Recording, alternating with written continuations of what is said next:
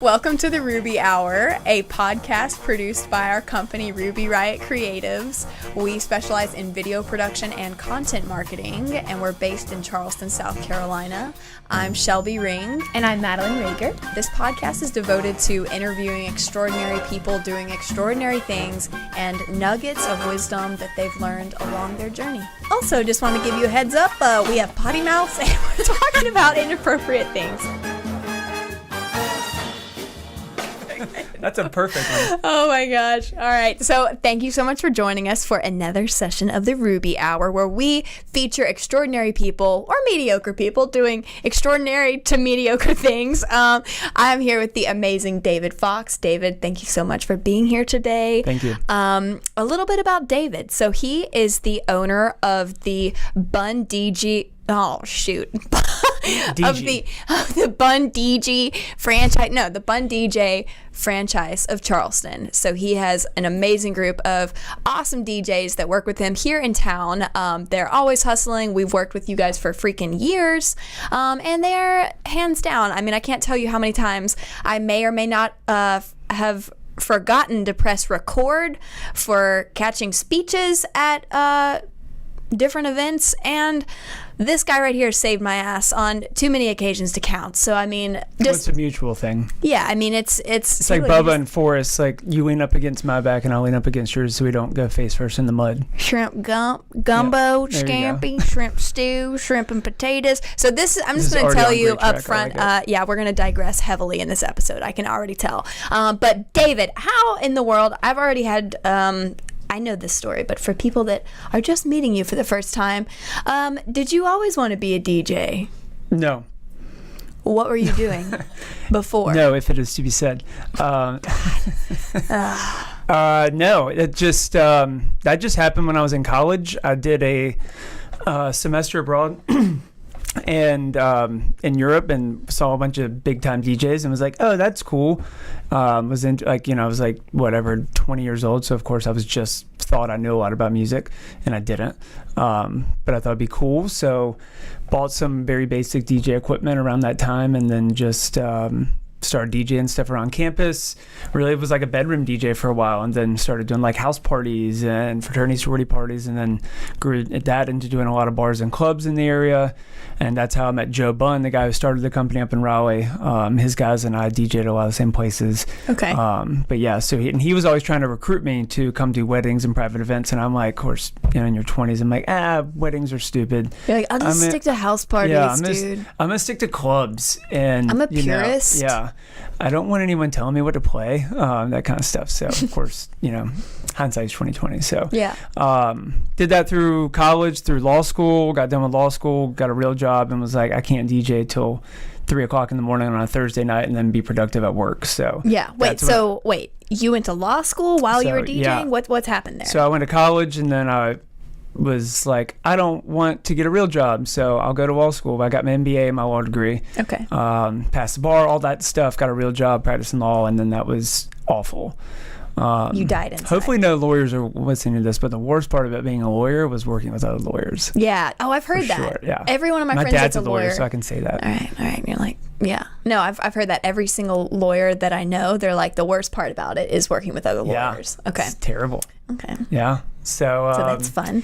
Yeah, so I did that for a while, and then that's when I started doing weddings, private events on the weekends, and then was like, what I was doing and where I was doing it with my job was not working. It wasn't a long-term solution. So were you in Charleston? Where were you? I was in Raleigh at that cool. time. Yeah. So I was in my grandfather's from Charleston. He lived here. I knew some people in the event industry, and I was like, let me see if I can make a go of it full time of the DJ thing. And I thought our business model worked well with kind of the clientele that Charleston attracts, and knowing some people here. I was like, I'll give it a go. And I was single at the time, so I was like, if it doesn't work, I can always just go back to practicing law and hating my life. So always fall back. It was a solid backup plan. Okay. Yeah. Yep. So fail at this, I'll go back to. Yeah, exactly. Fail at that, then go. World. Yeah. And then just stay in an office until I keel over. Yeah. Sounds good. Okay. And when was that? So this was 2000. I came to Charleston in 2013. Okay. So, yeah. been here a minute. I love it. So hot minute. And you, I think it's so cool that, I mean, I started working with you, I think in 2016 was whenever we crossed paths. Thank you, John. That was our intro. Shout out to John Feist. DJ Feisty. I don't think he likes being called that. I'm going to call him it anyways. He's fine. So I think it's so cool that you have a plethora of really cool guys that, are on your team here locally. I feel like you have like the perfect array of personalities to work with different events and couples and their style. How did you go about like actually scaling your team? Because there's like... It's tough. It's just like any business, staffing is going to be the most difficult thing. Finding trustworthy, reliable people who you're comfortable having your name on something and having them go do it for you. Mm-hmm. So my philosophy for hiring... my most successful avenue for hiring has been finding one or two DJs and then asking them for like, hey, do you have any friends or know anybody who does this kind of thing? Those have been the best ones. I've gone like Craigslist route and LinkedIn or whatever. Yeah. That usually just leads to a ton of interviews and not a lot of hires. But and just finding those core guys, I'm kind of one of those people, I'll give anyone a chance until you prove to me that you can't do it. Yeah. So I usually like to start out the guys doing like smaller events, like private events, corporate events, or birthday parties, stuff like that. Yeah. And then having them build to weddings. And we go through extensive trainings. We do 2 trainings a year with all of our DJs where we set up gear and they go through mic training, mixing, all that kind of stuff. So awesome. But we really try to find people who have had some sort of professional job experience. Those are the one who, it's all like client communication. So as long as they can communicate effectively and deal with adversity or, go with the flow and be flexible, then they'll be successful as DJs. Like it's people, a lot of the old school DJs that I've hired before, like the ones who are a little bit older than me and stuff, like they're like, oh, well, I'm great at mixing these songs and I'm really good. I can scratch and all this stuff. And I'm like, that's kind of the last thing that matters when you're doing an event for someone. Yeah. If they can't get in touch with you, if they don't think that you understand what they want, then you're going to go into an event already in the negative, basically. Yeah. And it doesn't matter how great of a DJ you are. If you play one wrong song, then that's what they're going to remember. So it's more about like being professional. It's just customer service. That's really all it is. But, yeah. And like I always say I can teach someone how to DJ. I can't teach someone how to be like a normal social person. So... I say that all the time. Yeah, it's like it's one thing to teach a skill, but it's another thing of like, can you be down to earth and relatable and like a grown-ass human while relating with other people. I'm a grown-ass man dog. Man dog over here. So what about, I think it's so cool. What's been your journey of like my first impression, and really like you guys come across as extremely clean cut. Everybody, like one thing that I love is the level of professionalism that you guys have whenever, like y'all aren't rolling up in like sweatshirts being like, yeah, I'm here to DJ. And Not it's yet. like, oh, all right, well, all right, spoke too soon. It's getting cold outside. But it's like y'all, the level of professionalism is like refreshing where, like I know anytime, because for us filming, it's a big deal that we have a DJ that's got our back, especially when it comes to the reception, speeches, and dances. Because we're not necessarily miking everybody up with lavaliers. We're running sound from whatever the DJ's rig is. So I love that the level of training and just, like you guys are like, y'all show up spick and spam. Like, y'all look good. So what... Did you say spick and spam? I did. What is this supposed to be? Span? Oh, no. Well, in my world... You guys look spick and canned meat. You got that canned meat going on. I mean, I would just throw it on the fryer, serve it up. Yeah. But yeah, what was your decision... with just something as simple. I mean, you guys are like buttoned up. It's usually like suit and tie. That caliber. Yeah. Did you always do that? So I learned from Joe Bunn. He's been doing this for 30 years, I think, and he's a very well-known like industry professional. He does speaking and consulting for people. Kills it. He's like so I've learned from him, and it's just really that's the first. It's just like anything. Like when you go out into the world sees you, and so you need to present yourself accordingly. And like our thing with weddings, you want to blend in. If everyone there is in a suit and tie, why would you be the person in like a polo shirt, you know? Yeah. Like it's just, you should blend in a little bit. And also we don't want DJs where the videographer's trying not to get a shot of the DJ because they look like shit. He's got like Cheetos stained fingers back there, and he's like mixing and like sucking his drinking fingers. like rum and cokes and we had this one DJ in Greenville, and he had like a hype guy with him. Oh hell yeah. And this was like a very nice wedding, and I mean, like, spare no expense status. Yeah. And then it was so funny because the bride, I was like, who is your DJ? Who's your DJ? And she's like, that's the one thing I delegated to my dad. Oh, that's it. Dad was not really in the full service planning experience. Yeah. And so he gets like his coworker buddy to like roll up the like DJs for fun. And so the hype guy's there, and he's like, they're like having their first dance, and this guy's like in like slacks up to his belly button, and he's like, yeah, get it on. And it's like literally like the nicest wedding, like everyone's in gowns. It's a gown status. How'd that go over? It was horrible. Yeah. And I like had spam. to have it was spick and spam in the truest sense of the word in that scenario. And so it's like I can't ever stress to people planning the importance of like your DJ, whoever is running sound for you, is an integral part of keeping the day moving, keeping the evening going, and not letting it die out. We filmed a wedding last weekend where it was a small wedding. Small weddings are challenging, I feel like, to get people want to dance. And there was some weird, it was like the moment he would drop certain songs, like it was like cockroaches. Everyone would flee from the dance floor. But like, how did you learn? I feel like because I've worked with you a ton, you have such a nice like, all right, ladies and gentlemen, like now we're going to invite Marissa to the floor to say a few words about her sister. Like, how did you learn how to like just really like conduct? Yeah, it's tough. It took me honestly probably about 2 years before I was really, really comfortable on a microphone. Yeah. And what I did, which I've taught some of my newer guys to do, I would just write out scripts before the wedding. So that if like you can't grab a microphone and turn it on and go to speak and not know what you're going to say. That does not go well. No. Just like this is going to derail at some point. Because there is no script. So so I would write out scripts. So I just started saying the same thing over and over, and it just got a little more comfortable. And there's certain moments where the DJ probably should chime in and say something, like if the bride throws a bouquet into the chandelier, that's pretty funny.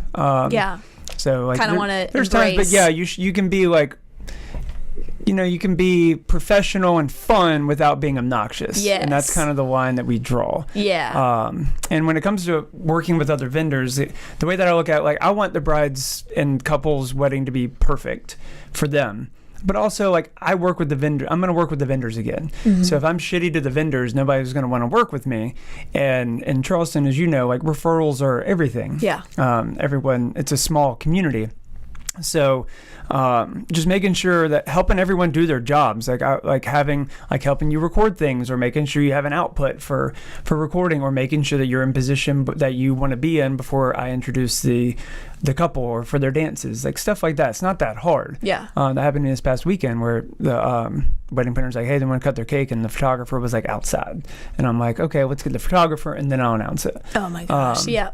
And it's just little things like that. Like, everybody has a lot going on. Like, so just making sure that everyone does their jobs, or is able to do their jobs, and helping out. So that's kind of the way I treat that. Like, we have to work with these people over and over. So you don't want them to have a negative opinion of you. But going back to the emceeing stuff, we used to write scripts, and then I've gotten a lot of compliments on my emceeing, and I never thought anything of it. Like, it was just like, this is how we do it.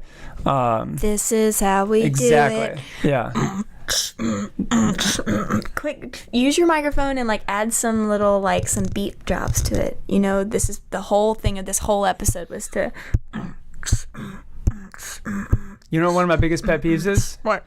When I'm talking into a microphone and then I hand it to somebody. Yep. And then I think you're doing Wild Thing. Oh yeah, probably.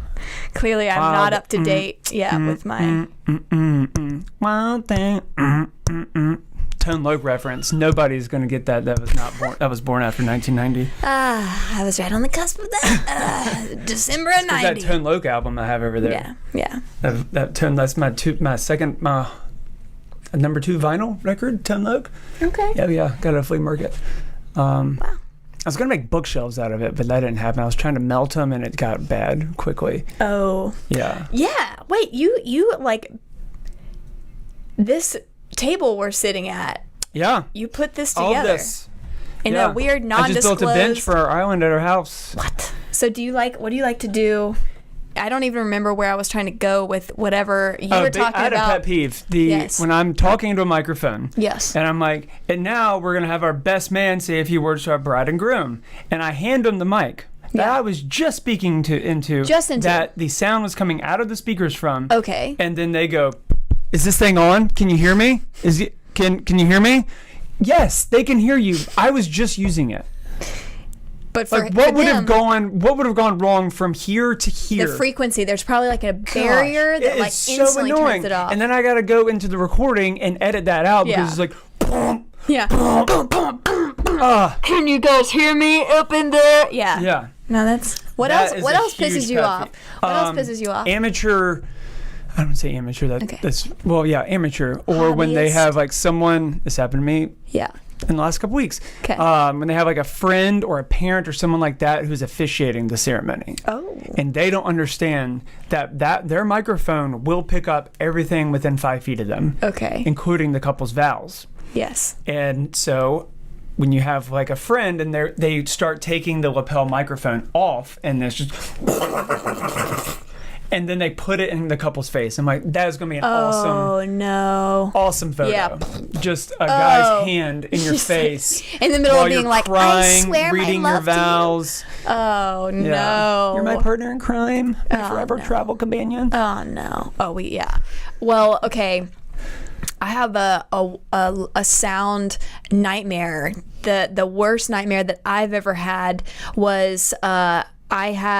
we run our own sound because we don't always know who the heck is monitoring. And you can't have Bun DJs every time. I mean, you could. You should. I try very hard. Yeah. So I had a microphone on the officiant, a microphone on the groom. That's my normal setup. Is this thing on? 2 forms of audio. God bless y'all listening to this. You're probably in your car being like, why do they keep getting so loud? I don't know. They're like, all right. I can't see any levels. I don't know what's going on here. Yeah. You just get to see the final cut input over there. So I mic up. It is hard not to speak to you. Yeah, I look over at Madeline all the time. I know, but it's hard. I get why people in podcasts like talk to their producers because I feel like we're being rude. Just nobody puts baby in a corner over there. Yeah. Madeline's she's podcast Madeline right now. We're gonna do a whole series on the secret life of Madeline. All right, so PCM. Yeah, PCM.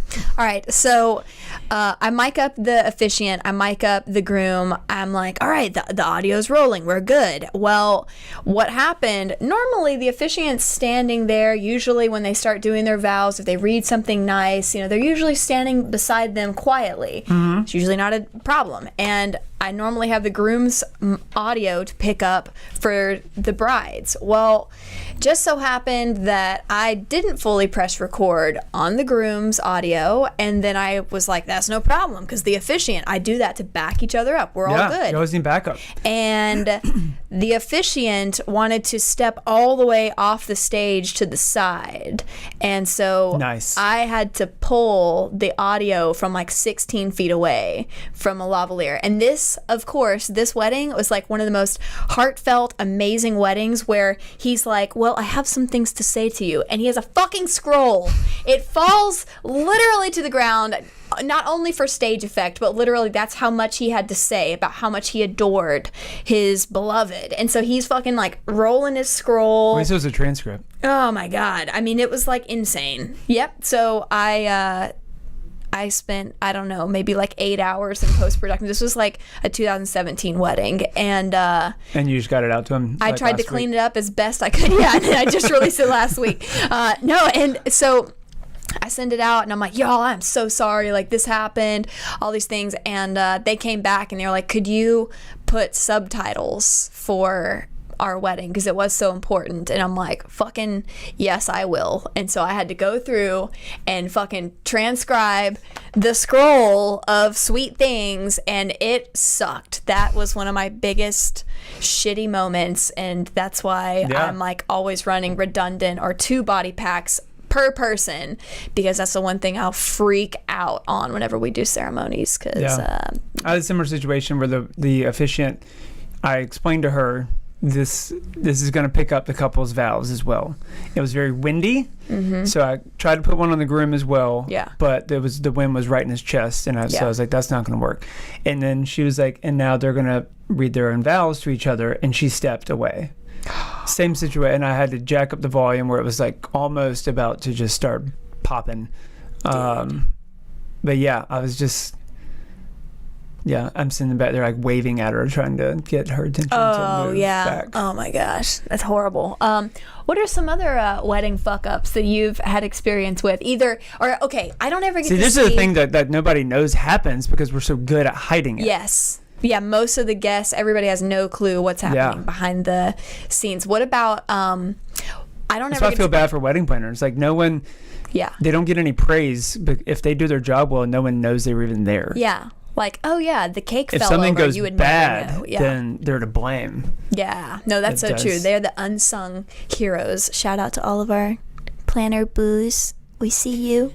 Okay, so what about wedding videographers? Do you have any like videographer horror stories? Because we obviously don't ever know what other people are doing, and you like see all these different sets of vendors. I do, but I can't say I do, but I can't say it because it will be very easy to figure out who it is. So, no, I cannot speak directly to that, if it is to be said. Dang it.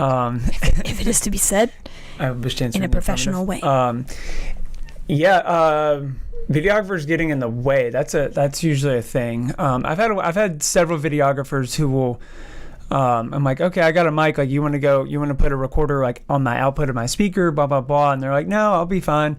So something happens where they don't press record, something like that. And they're like, oh, hey, did you get that audio? I'm like, yes, I did. You're very lucky I did. You better be glad I brought my own recorder and recorded that ceremony, because you wouldn't have shit. Jack shit. You would have shit. That's what you would have. You would have shit for You would eat the cat poop. It would be audible shit, whatever that would be. It would just be, it would just not be a good thing at all. So that happens often. And there's some videographers who use very bright LED lights during the dancing. I get it for dances, like you need like special dances, like you need to make sure you have the right light for the video. But if you're walking around my dance floor for 2 hours with a 4,000 watt LED light in people's faces, like they will, high like you're talking beam. about cockroaches, people will immediately run away, flock away. So they'll end up with a dance floor with the videographer in the middle of it, and people dancing like over at the like tables. In the corners, like quick hide your dance moves. So that I don't have any horror stories with that really.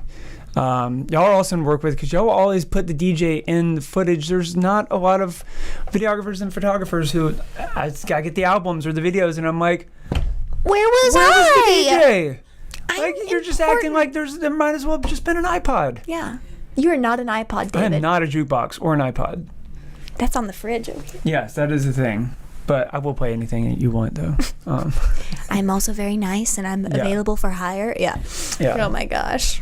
So it's but yeah, we love doing weddings. I think weddings have I think people have like a negative view of weddings. Yeah. Like, oh, you're a wedding DJ. That's the thing that sucks. We've been trying for 20 years and almost 7 years now in Charleston to change the perception of a wedding DJ. Yeah. Like, you should be professional. You should be buttoned up. You should have your script down. You should get the couple's names right. You would be very surprised. You should ask all these wedding people. It'd be like, how often do you think DJs or bands get people's names wrong? I guarantee you it's like 70%. Oh yeah. Yeah, that is a big no-no for if you're getting paid to do someone's wedding, you better know their damn names. Yeah, write it phonetically down. We had Melissa was instead of Melissa, it was like, oh yeah, welcome Missy and Brad. We're like, Missy? Missy? We don't know Missy. Maybe he calls her Missy, but we know her. Is that her nickname? No. Oh, it wasn't. No. I had an officiant recently who got the bride's name wrong 3 times and then realized it and stopped me and goes, "Oh my God, I'm so sorry. Oh my I just God. realized. Yeah, her name was like Catherine. He was calling her Kristen, something like that. It was bad. No, that's uncomfortable. I was like, oh, that's getting recorded. Oh, jeez. So, yeah. So it's those things that we make sure that we avoid. It's really not that. It doesn't seem like it's that hard, but it seems kind of hard. It's detail. Everyone has a bad wedding DJ story. Like, you just had one. Oh, yeah. And I don't know why that is. And I get price is a big thing and all that, but in terms of pricing, I don't think we're priced where we can do basically any events for any budgets. Yeah. If entertainment's a priority. If it's not a priority, then I get it. But I do get at least 2 calls a month where people are like, we were just gonna have like a speaker and an iPod and do a playlist. But I'm like, yeah, who's gonna MC your wedding? And they're like, we didn't think about that. We're gonna wing it. Yeah. It doesn't go. We're gonna yell. Well, yeah. We're gonna yell to everyone. And all those people who don't have wedding coordinators, they are worth every penny, even if it's just day of. Like, it's worth every penny. Well, because they keep everyone else in. It's not just. I always tell them they insulate the couple. Mm-hmm. They deal with all the crap going on. Yeah. Otherwise, people would be popping, like Forrest would be popping into like the bridal suite being like, so where did you want those flowers? Like, that's what you're dealing with. And I think it insulates also not only the couple, but like the mother of the bride, the mother of the groom, people that it's like, if they're helping financially contribute and they want it to go well, this is something they're supporting, that they know they have peace of mind too. Yeah. So all that stuff falls on someone. Yeah. Whether it could be the aunt, it could be the mom, it's going to fall on someone. So paying someone for it to fall on is better. Yeah. Were you always someone that was very snarky and sarcastic? Where did your sarcastic wit come from? Yeah, I think so. I mean... Yes, I think I've always been... I get uncomfortable when I talk about serious things, so I've always used humor as a distraction. I don't do that at all.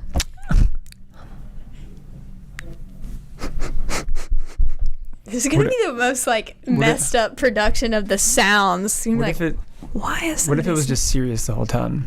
Like, you talk about, death, and, it would be really uncomfortable. I mean... So, see, people like to be fun. What's, the most uncomfortable thing? Oh, that's our microphone. I'm, swinging the microphone back up. That's cool. This is going to be great. So, what's, This would be subtitled. What are things that make you really uncomfortable, David? This? I don't know. How do you feel about, raw meat?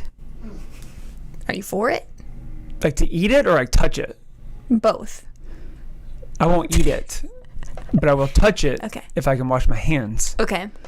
Afterwards. Are you more of a, sushi guy or steak guy? Huh. That's a good question. I would say both. I crave both. Yeah. But in, sushi, I probably crave more often.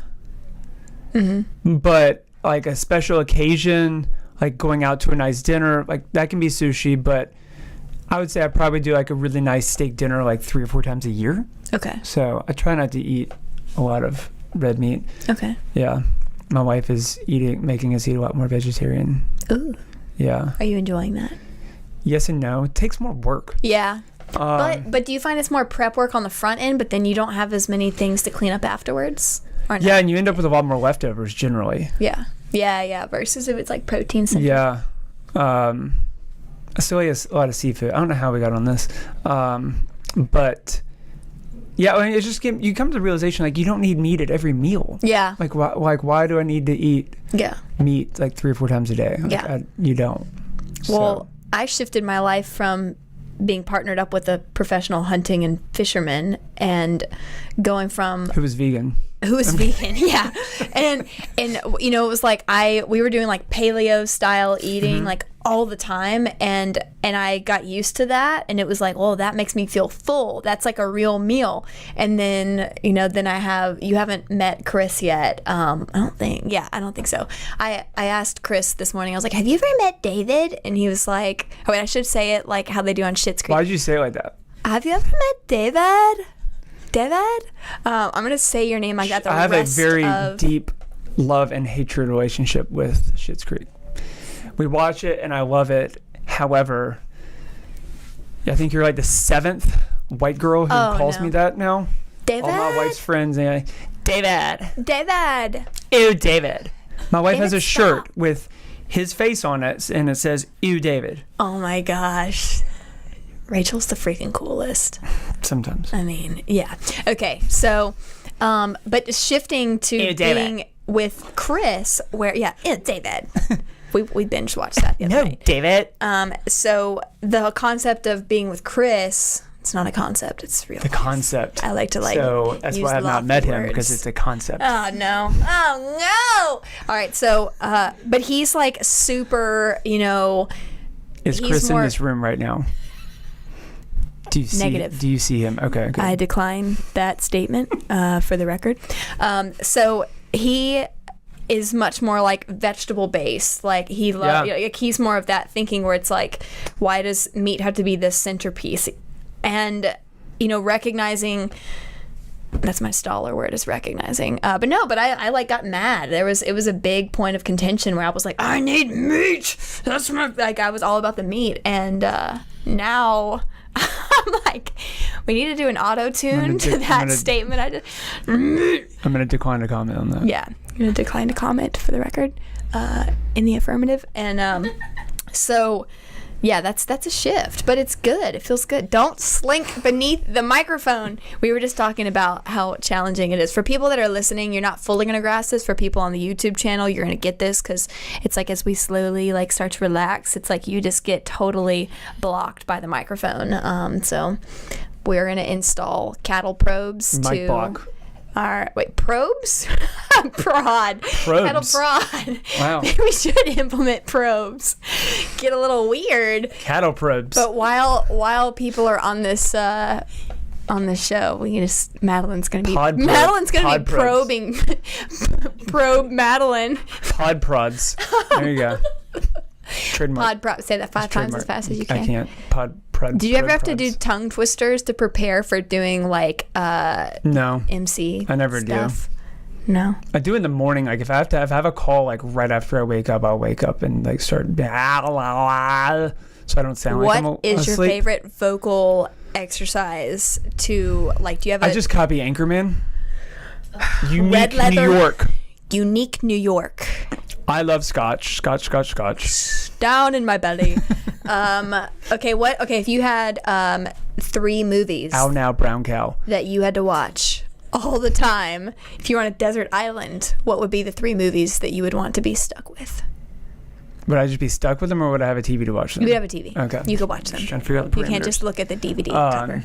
Oh, because that would be a whole different story if you only had to look and read the DVD cover. All right, that's going to be the follow-up question. All right, so first thing, if you could watch said movies on said aforementioned, previously described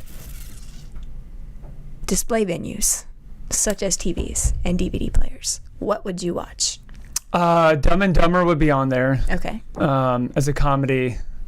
If I'm on a desert island, I'm probably going to go for something like, I like Lord of the Rings. I'm not a huge fan of it, but I would want something really long. Yeah. And really intense. Yeah. So like if I watched it 4 times in a day, like here's half that's your day. Yeah. I like where your head's at. So efficient. Yeah. Okay. So that's, I would go with something really long, like Gettysburg. Wasn't that it was either, I'm pretty sure it was Gettysburg with like Jeff Daniel. I remember going and watching and had an intermission. That's how long it was. Oh my gosh. Yeah. Oh. So, something like that. So, and I'm a big fan of 80s movies. Okay. Like Back to the Future is one of my favorite ones. Okay. My wife told me actually last week that she's never seen Weekend at Bernie's. And I basically pulled a Bernie and died. Spoiler. Spoiler alert. Can it be a spoiler alert if it's 30 years ago? I don't think so. I mean, for Rachel, you just spoiled it. I gave her the premise, and she was not impressed with the premise. I told her it was a lot better. I mean... It was also filmed in Bald Head Island, not too far from North Carolina. No way. Yeah. Okay. Wait. Factoid. Lord of the Rings. What is your best Gollum/Smeagol voice you can do? Oh gosh, I didn't prepare for this. This is. I've never done this into a microphone. Hello, precious. Master! It tortures us! Taters? What's taters, precious? You practiced that. Oh, that was my... That blows out my voice. I know. Yeah. My precious. No! It tortures us! The best thing is these walls are so thin, and we were watching a Planet Earth thing earlier of the snakes. That'd be a good and movie the to lizard. have. Like a documentary. Yeah. Like a Ken Burns movie. With what's his name's voice, David Attenborough. David Attenborough. David.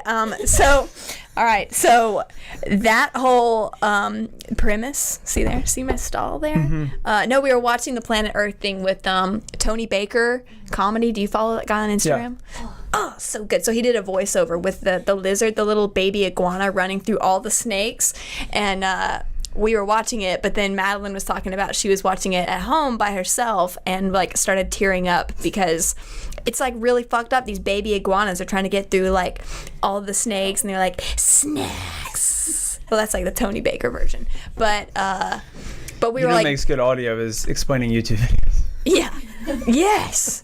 So, but we were yelling in this room, and the walls are. We were like talking very loudly, being like, "Get out of there!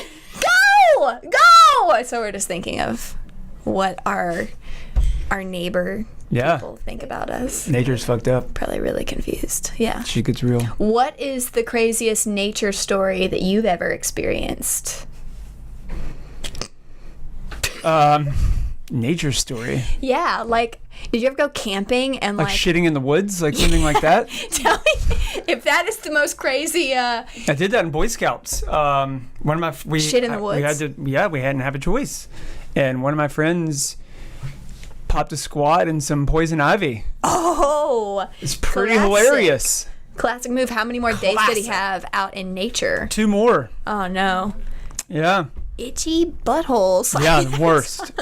It's uncomfortable. The worst. Speaking of buttholes, so Sarah Boyd, you know, we had her on the show, Yeah. and I heavily Speaking of regret. Speaking of buttholes, Boydholes. shout out to.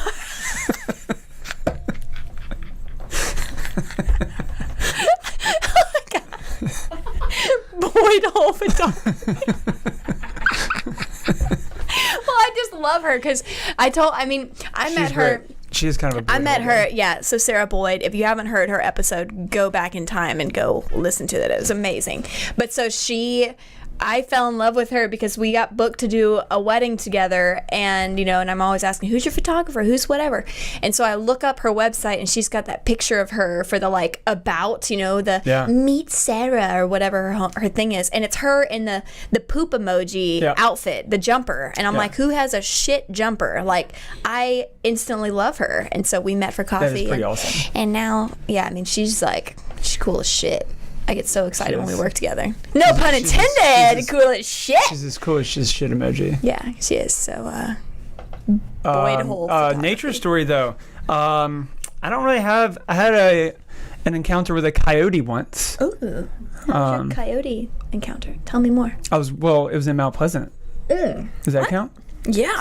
I was walking the dog like late at night. And a coyote. And your pup is like a snack. Yeah, she's like a cat size. Delicious. So she, and the coyote was limping, but it started like charging towards us, and she was off leash.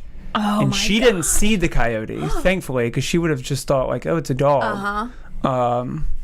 So I grabbed her, but the coyote was limping pretty hard, and I grabbed her, and then started screaming at the coyote, and then it ran away. What'd you scream at it? Can you give me a I think I started screaming no. Yeah. No! No! No! No! You shall not pass. Lord of the Rings. You shall not pass. All right. That's good. Yeah, that was recent. I did a lot more like Boy Scouts. I did a lot more like camping stuff. I'm not a huge camping fan. I like to do like hikes. I like to be in nature, but I don't want to sleep there. No, no. Shitting in the woods is not fun. What do you think is worse? Shitting in the woods or having to shit in the ocean? Oh, I can't water dump. This was very relevant when I worked on boats. I know. I figured it would be. I have a good shitting in a bucket on a boat story. I'd rather shit in the ocean than in a bucket. Okay, wait. But, all right. Would you rather... Actually, no. If I would rather someone else who's around me have to shit in the ocean than shit in a bucket near me. Okay. What about, would you rather poop... No, wait, like someone else's shit. It smells worse than yours. I don't know why. Oh, yeah. It's gross. You know? Okay, wait. I'll give you a good would you rather, okay? Would you rather water dump off the back of a sailboat with like 10 other sailboats around you and you can have like a bunch of people watching you take a shit in the water where they're swimming? Yeah. Or would you want to shit in a Costco container of deluxe nuts on... Is the container metal or plastic? Plastic. Okay, that helps. So you're shitting in the deluxe nuts on your pillow, on your bed. The rim of a metal can could cut you. Okay. All right. So which would you rather? Take a shit in the water in front of a bunch of other people on sailboats, or take a shit into a tiny, like we're talking like an 8-inch wide clearance deluxe nuts. What are you doing? I'm like shitting in the I'm holding the bucket. I'm holding the bucket, but it's on your pillow that you sleep. You have one pillow. You can't swap out pillows, and it's on your bed. Wait, why is it on the bed? Because the guests locked you out of the bathroom you have access to. So you have no bathroom, no real bathroom, and you can't poop in the living room because people are walking through there. And Does the container have a lid? Yes. I'd probably go with the container. But if there was like 2 boats around, I'd probably do it. But like a whole bunch, I feel like in the current, I feel like that's just really rude. It's really fucking rude. It's very rude. Okay, so you go the yeah, I think I'd go container. All right, deluxe nuts. Yeah. Container. What if you had a peanut allergy? Oh, then that's a tough one. You just tell everybody while they're watching you take a shit, like, I have a nut allergy. Yeah. Exactly.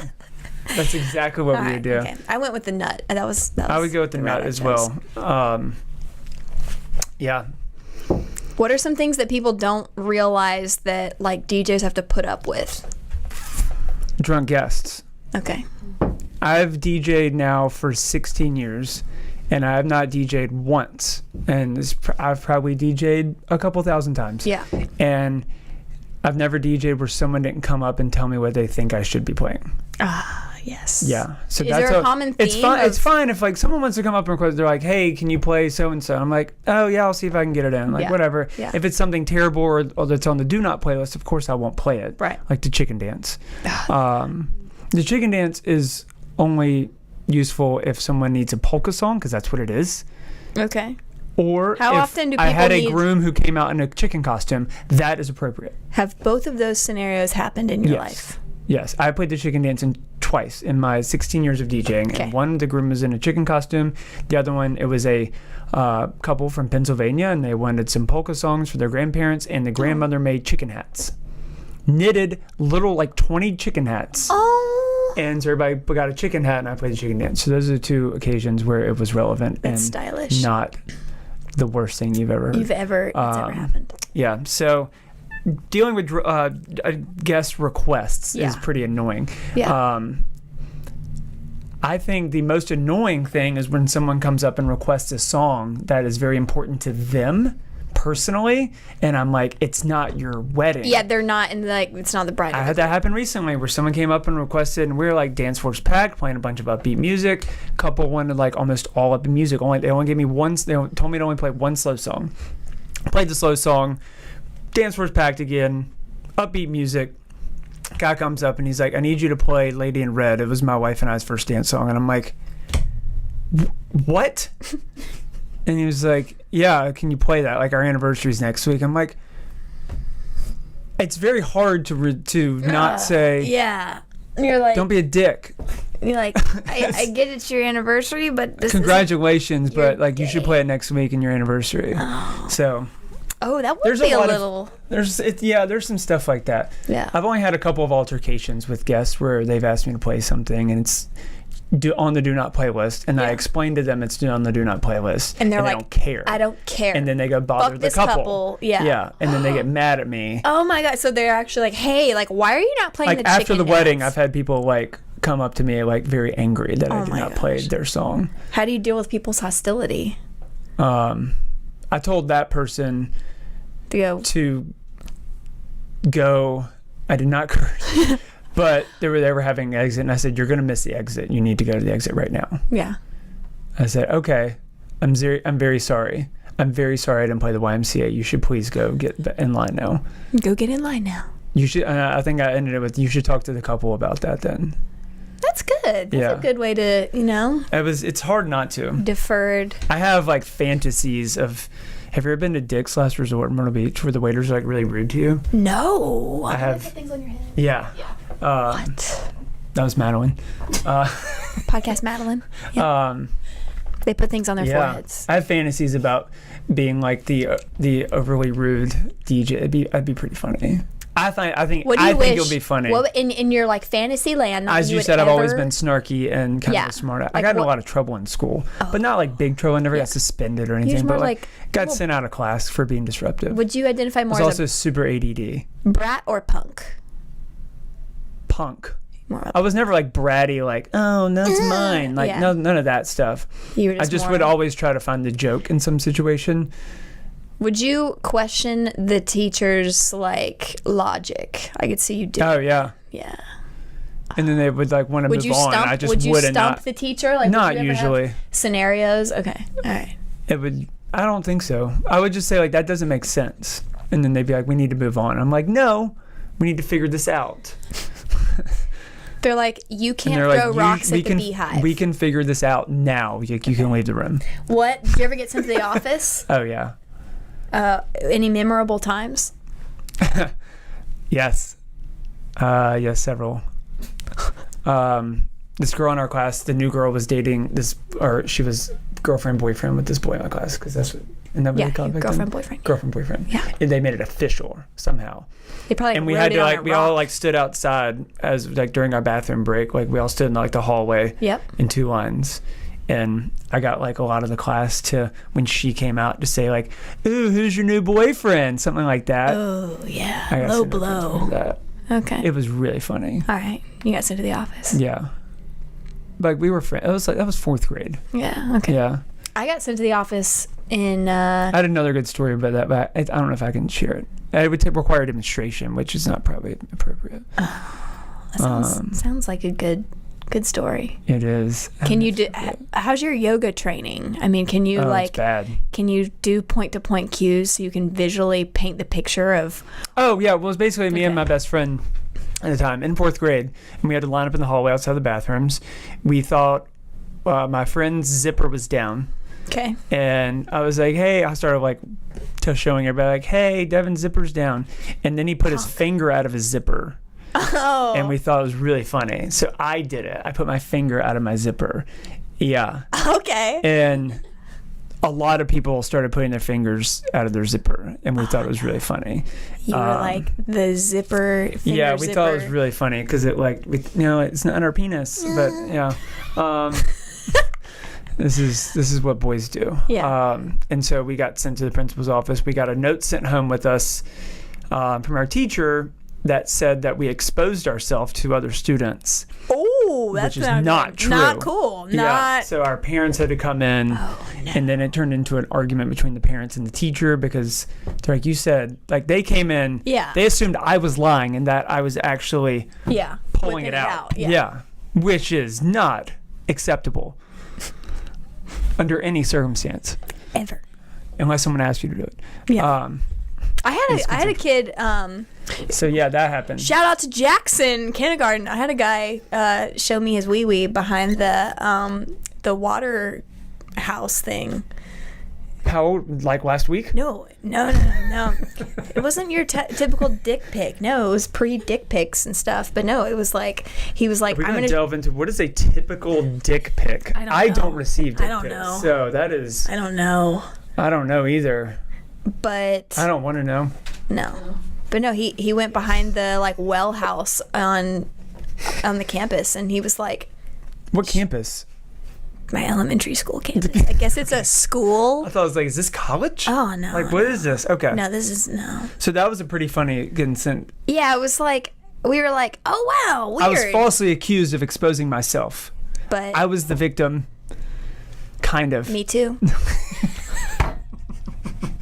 Nice. Oh, that's fucked up. The only time I ever got sent to the principal's office was I was on the bus, and there was this boy, Eric, that was on I don't my think we should school use bus. names. I know. I meant Eric. Jackson and Eric. They're probably in jail. I know. And but no, I he was messing with me, and he was sitting in the seat in front of me, and I didn't like him. He smelled weird, and so I spit in his face.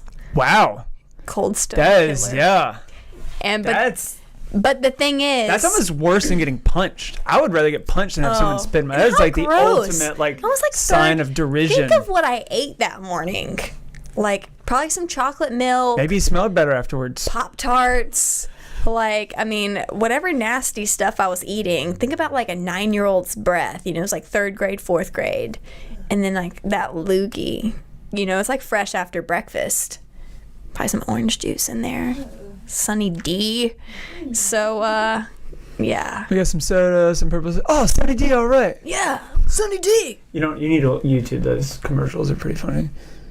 Podcast Madeline. Baby Madeline. Okay. All right. So, yeah, I went into the office. That's intense. That is. Well, the best thing is like the political nature in me. I was like, oh my God, I'm going to get in trouble. And I just did not want it to get back to my parents. And so I would just completely change my demeanor. I was terrified when I went into the office. Mr. Champion's office, for those of you that, it's probably like no one. Again, I don't think we should name names. No, but I had to be like, yes, sir, I am so sorry. That was a lapse of judgment. I will not be spitting in anybody's face on the school bus. Mr. Rose was right. I had the same bus driver all through elementary school, and he was like terrifying and nice. Gave him cookies. Yeah, to apologize. But I was completely, it's just funny because I have another time of being sent to the office that I cannot mention on air because it was questionable. But no, whenever after that I was like, yes, sir, I am not going to do that again. I promise that's not going to happen. Did you get in trouble? No, they probably Did you tell your just, parents? No. Yeah, my parents got called all the time. Oh gosh, it was very frustrating for my parents because like I made really good grades. Oh, okay, yeah. And so they're like, he's just, and I wasn't doing anything like mean. You were just or like a twit. hateful You were like or a twit. Yeah, I was just like, God, stop being. Did your parents ever find it entertaining though, like secretly? Because they're probably like, he's smart as shit, and he's just like being a punk ass. No, they didn't just like it. Okay, all right. No humor there. No, not really. All right. No, generally not. Did you have any? Not when I was being disruptive to the classroom. Okay, yeah. So you were like smart as shit. Is it safe to say? I'm not smart as shit, but like when you were in school, you can say if you were smart. Yeah, I didn't have to study a whole bunch. Not really until I got to like law school. Okay. So, did you have a favorite pair of like shoes, or like, is there any outfit through your academic years that stood out to you? Like, remember first day of school? It was like a big deal. Did you ever have any particular outfit that, or like backpack or lunchbox that was like cool as shit? No, I thought I was cool when I like stopped bringing a lunch pail. Why? I'm like, I can put my stuff in Ziplocs. So what? You just like get your Ziplocs? Or I got like one of those like igloo coolers. Yeah. Completely unnecessary. Yeah. Instead of being like, oh, nice Superman. Yeah. 10. You'd be like, bah. Yeah. Like I got ice in here and it's staying cold. Dang. All right. Yeah. That's cool. It's a cool move. Yeah, I thought so. Were you in any? No, I didn't have any sort of like favorite outfits. No. Not really. Not that I know of. Any like first? I had a really hard time putting shoes on without my socks getting scrunched. Oh, like in the middle of your foot? That was always a difficult thing for me Still for years. What's your secret? How did you figure out how to not have that happen? Because I would get annoyed because I would have to fully unlace my shoe. Oh, and then put You my didn't foot and then like you didn't lace it up. check before. You didn't like feel around and be like, is there any wrinkles? So I used to hold it up. I used to hold the top of my sock and then put my shoe in and then pull the rest of it up. That sounds complicated. It was. All right, it worked. Okay. All right. So not any particular standout outfits. No standout outfits. Okay. I was at the beach, so I was always like surfer clothes. Okay. And then there was Do you an Abercrombie phase, like 19th grade. Yeah. Yeah. Oh yeah. Do you? What about? Did you ever surf? Do you do any water I did. sports? I got on a surfboard like 3 years ago for the first time. I think it was like Forever. 8 years. Did you go to Folly? It did not go well. No, I was in California. I was with Oh. my friend. Was it like bigger waves? Yeah. Oh God. Yeah, it wasn't good.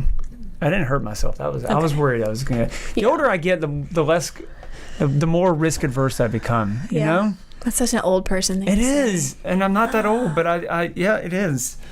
But I'm like, I don't know if I want to go surfing because I'm not going to be good at it Yeah. because it's been so long, and the board's probably going to just hit me in the forehead, and I'm going to just be bloody. Yeah. I had know? a friend It's 2 like weeks wakeboarding ago. too. I had a friend who blew his knee out wakeboarding, and I'm like, all right, I'm probably never going to wakeboard again. I know. It's scary. Like, if you're an athlete and you blow your ACL out, like that's fine. You know what's not cool is a DJ in a giant leg brace or in one of those little needle carts scooting around the dance floor, handing the microphone out. That's not cute. It's not cute. No, It's not cute at all. it's more invasive. I would bring that would bring like a point down for me. You know, like Oh, if yeah. I would be like, this guy's. I'd be in a suit though. You would be in a suit. You'd be like, oh, it looks straight laced and kind of pathetic. I don't know. But no, I get what you're saying. Like my we line to Chris whenever I met him, he was like, because he surfed with a friend of mine. Yeah, we met and he was like, we had finished being at the beach and some friends were surfing, and so I wasn't surfing. I was being sitting on the Spectator? beach. Yeah. And then he's like, yeah, so like, do you do any board sports? And I was like, no, I like to stay pristine. I don't like to have like bruises and like scabs and stuff. Like that was like my thing. Now I do surf and do stuff, but like I want to look good when I'm doing it. Kind of. But yeah, I was very board averse. And doing things that were going to make me like all, because you know, it's like I don't want to roll up with like freaking black and blue bruises and I have a looking friend like who's really into skateboarding at like 42 years old. Yep. It's really weird. I'm like, you're going to hurt yourself. Definitely going to hurt yourself. Yeah, skateboarding is like, I still snowboard. yeah. I still enjoy that. Okay. I'm also like, when I have time off, like I don't want to go, I like to do things that are active, but Yeah. like I don't want to like try to be good at something that I'm not already like decent at. Like I don't want to pick up surfing in my 40s. Like you're done. In my 30s. My Did you almost say late 40s? I meant like in years from now when I'm Okay. 40. Okay. I'm not going to be like try to pick up surfing. You know? So are you just done achieving things in life? Basically, yes. If I don't know how to do it now, I'll never know. What? No Yep. way. I'm never going to get a new iPhone. I don't believe I'm it. never gonna update iPhone. I'm just gonna stay right here. This is gonna be the last is great decade of my life. So I'm gonna dress like this the rest of my life. Okay. I'm not gonna probably get gonna anything new. Okay. Yep. I'm kidding. I'll still get on a boogie board. I used to shred boogies. You should put in that bathroom line telling your friends, the girlfriend, oh, who's your new girlfriend? Who's your I used to new be a boy-" major sponger, so What is I a was sponger? boogie boards. Oh, clearly I I'm used to not be a really boogie into boarder. that because like where I lived, like the waves were never that great. So Where like, were you if they living? in Wrightsville Beach, in Okay, Wilmington. okay. So if the waves were good, I would surf, but the Yeah. waves weren't that good, so I was just always into sponging. So you have the muscle memory to surf. Yeah, You did it when you were young. Yeah. You were getting up and doing all the things. Yeah. What? You probably could still surf. I probably could. It'd be like get a it'd be like a longboard though. Go get it. I'm learning on a softboard right now. I'm about to graduate into a real board. But I'm nervous about getting. There come the injuries, I know. I'm nervous about getting like. especially in Folly, like Yeah. 8 inches of water. I know. I have a lot of scars from Yeah. nose diving in very shallow water. I had my softboard pop me in the back of the arm, and I had like a purple. That's cute. It hurt. Yeah, so I was like, at weddings, I definitely wore sleeveless shirts, and I was like, oh! You're like, I'm an MMA fighter in my spare time. Yeah. All right. All right. So, final question for you. What is your spirit animal? I knew you were going to ask me that stupid question. Yeah. He hates it. I knew he hated it. Spirit animal. You know what? I guarantee you there's an animal out there whose spirit human is me. Okay. How about that? All right. Flipped. You are... I think my spirit animal would be... I want to say a bird, but they don't have arms. I think I would miss having arms. I think you're more like a fox, even though your last name is Fox. Like, I feel like that kind of resonates because you're like cunning, kind of clever, smart, trickster, like that one, you know, like Catching shit out of the air. catching shit out of the air. Maybe has like a big like tail. Stealing like Doritos out of golf carts. Yep. There's a fox at the Muni course that will steal your food out of your golf cart. Oh my gosh. And she's got little baby foxes now. We would give... It's pretty big. It's a pretty big fox. It's a red fox. Okay. And I saw like 2 weeks ago, it snagged a bag of Doritos out of a golf cart. That is awesome. It's probably overweight. Next week, we're going to be featuring the red fox from the Muni. Really Usually ask it's like her. hole 6 or 7. That's where she lives. Okay. Somewhere around there. Oh my gosh, that would be a good episode. Oh yeah, fox is a good one. I mean, it's got to be an animal with some intellect. Seal? A seal would be a good one. Oh my god, they're like murderers. Just let that stay for itself. I know. Not seals don't convicted. have a good sense of humor. Seals don't. Dolphins. That's what I said. I admire dolphins. I They're gonna trickster. Yeah, they feel like they got don't jokes. think Madeline's allowed to speak during this, is she? Madeline is a whisper in the breeze down here, and she's normally whatever. We're gonna have a podcast Madeline podcast show. I'm right? kidding. You can speak, of course. She got yelled at the other day by PJ Brown for coughing or for laughing while he was talking. Oh yeah, she coughed. What did PJ talk about? How much he hates weddings? Pretty much. He was like, well, yeah, we talked about, I was like, I just love how you're like literally on your website, you're like, I don't give a shit about your like centerpieces. I'm like, how did you get there? you know, he started filming funerals. That's how he got started. He was like, what's there a constant? And there's like always funerals, there's always weddings. And so he was like busting down doors looking for work. And like, Yeah, that's why those are good industries. Death, marriage, and babies. People are always going to do those 3 things. yeah. Pretty much recession proof. Yeah. People don't stop dying when there's a recession. Oh God. Oh, jeez. I mean, it's true. I know. That's like an age I old. read a very disheartening article about the new trend of micro weddings. Oh. It's just a stupid term for small wedding. Oh. Yeah. Someone just had to brand it, make it Yeah. Pinteresty. It's like how to save money with a micro wedding. Yeah, you can save a ton of money when you have 4 people there. Yeah. Yeah. Still need a DJ though. Still gonna need a DJ. Still need someone to film it, guys. There you go. Oh, Exactly. No. Like the Sellout Podcast. Welcome to where we exploit your dreams. Yeah, that's fine. Fine with that. So bad. All right. What did we miss? Did we miss anything, Madeline? She's giving the green light, the Just thumbs giving a up. thumbs up. All right. Well, on that note, I feel like you David- asked me something and I forgot what it was. the spirit animal. We went with I like some sort of- dolphin because they'll do things for fun. Okay. They'll be serious if they need to be. They will. They're smart as shit. They use like their whole brain. We use like 10% or whatever Chris has some Fucking crazy dope ideas. 10% though. Yeah, I know. We have a cool 10%, I guess. No, I think dolphin. You're like a hybrid dolphin fox, like a dolphin with like a puffy red tail. It's kind of that's the action. All right. Okay. A doll fox. Doll fox. Fox fin. There you go. Okay, well, David, how can people get in touch with you if they want to book you or your squad or an ASMR course with you? How can they get in touch with you? I'm on the internet. Okay. Yeah. BunDJCompany.com. Company's all spelled out. I don't know why everybody asked me that. I would say Bun DJ Co. If it was Bun DJ Co, it's BunDJCompany.com. I've made that mistake. How do you spell bun? BUNN. 2 N's. And I'm not DJ Bun. People think that's a stage name. What is your not. do you have a cool stage? My name? DJ name from club life was DJ FOX. DJ FOX. Don't ever ask a DJ to make the air horn sound either. That's very, very rude. Everyone that he works It's on a like wedding. Sprint commercials now. That's how stupid it is. That's how much it's deflated. Okay, so online bun DJ company.com. Yes. And you go to the Charleston tab. And there's a South Carolina tab. South Carolina. And that's us. And then And we have a bunch of DJs. Pretty much, they're all awesome. But we're a little bit different that our clients meet or speak with their actual DJ before they book. So you know who your DJ is. You get to know them.